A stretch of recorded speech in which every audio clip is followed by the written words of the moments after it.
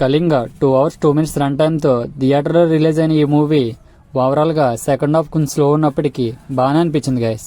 Horror movie ఇష్టపడే వారికి ఈ మూవీ తప్పకుండా నచ్చుతుంది.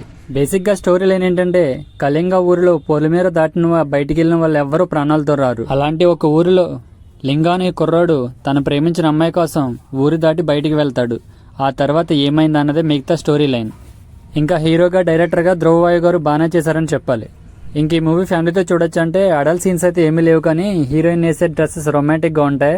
సో అదేం పెద్ద ప్రాబ్లం ఉండదు. సో ఫ్యామిలీతో చూడొచ్చు. ఫస్ట్ హాఫ్ అంతా లవ్ స్టోరీతో అండ్ హారర్తో అలా వెళ్ళిపోతూ ఉంటుంది.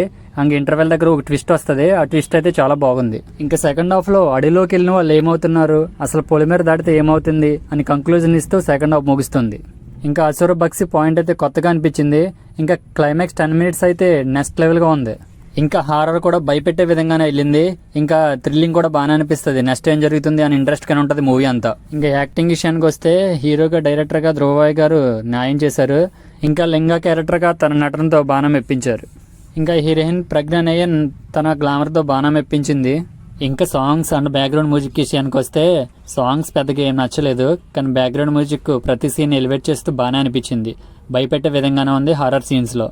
ఫైనల్గా నేను చెప్పేది ఏంటంటే, లవ్ స్టోరీ రొటీన్గా ఉన్నప్పటికీ హారర్ కోసం అండ్ థ్రిల్లింగ్ కోసం ఓవరాల్గా అయితే మూవీ చూడొచ్చు. ఇంకా మీలో ఎవరైనా మూవీ చూస్తుంటే ఎలా ఉందో కింద కామెంట్ చేయండి. మీకు కనుక నా రివ్యూ నచ్చితే లైక్ చేసి షేర్ చేయండి. ఇంక ఇలాంటి జెన్యూన్ రివ్యూస్ కోసం మీరు నా ఛానల్ సబ్స్క్రైబ్ చేసుకుని అలాగే పక్కనున్న బెల్ సింబల్ని ఆల్లో పెట్టుకోండి. నేను చేసే ప్రతి వీడియో మిస్ అవ్వకుండా చూడండి. Thank you for watching.